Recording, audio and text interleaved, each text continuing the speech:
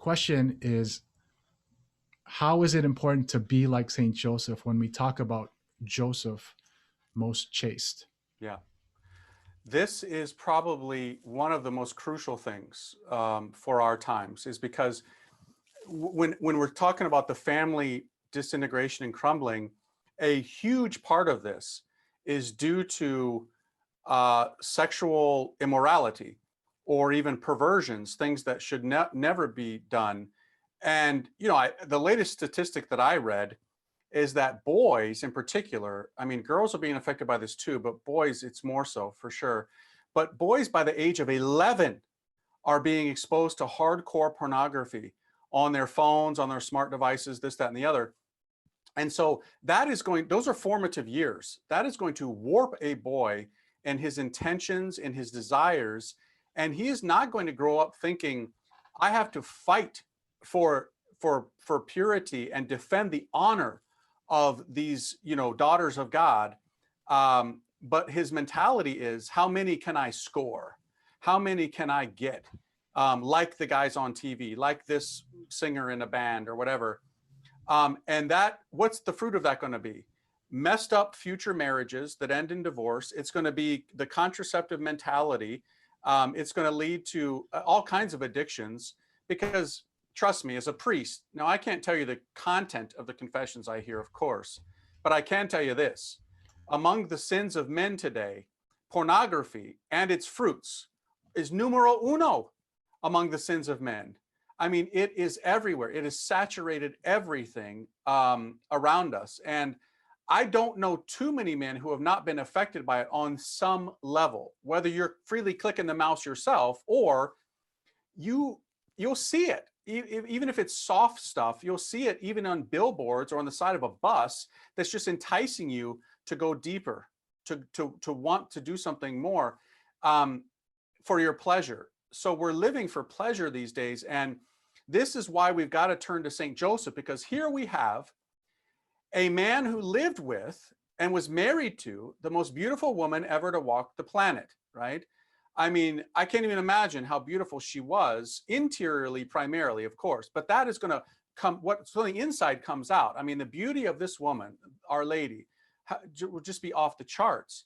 And yet he kept his passions in check and desires for the sake of the mission that was given to him, which means he had that chaste heart, that pure heart, which we know, it's a teaching of Christianity that they themselves did not engage in the marital act. It was what we call a virginal marriage.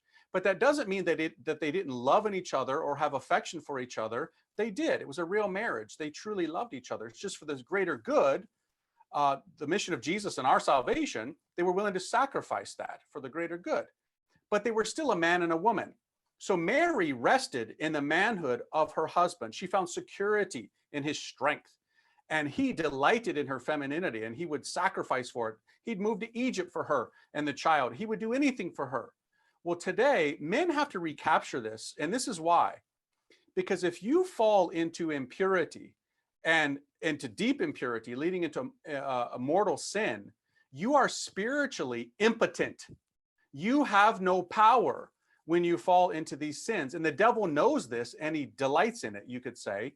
And he's not worried about you. Remember that our Lord said, the pure of heart will see God. If you're not pure in your heart, you ain't seeing right. You ain't got proper vision. And you certainly are not going to be a slayer of dragons. No, you're a defector on the battlefield, and you're just looking out for yourself at that point. You're wounded. Now, I say this having been one, very wounded, right? A man of the times, very much fallen in that area. The way back is through, prayer, fasting, striving to have a devotional life, a sacramental life, so that you can take up these spiritual weapons and become a terror of demons yourself.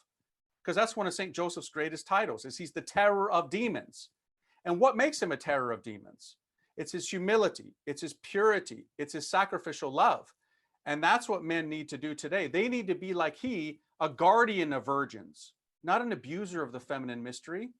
They have to be protectors of purity. And we have totally forgotten this today. I mean, so many young men, I dare say the majority of them growing up, they have been warped in their understanding of what it means to be a gentleman and to treat women with respect and dignity.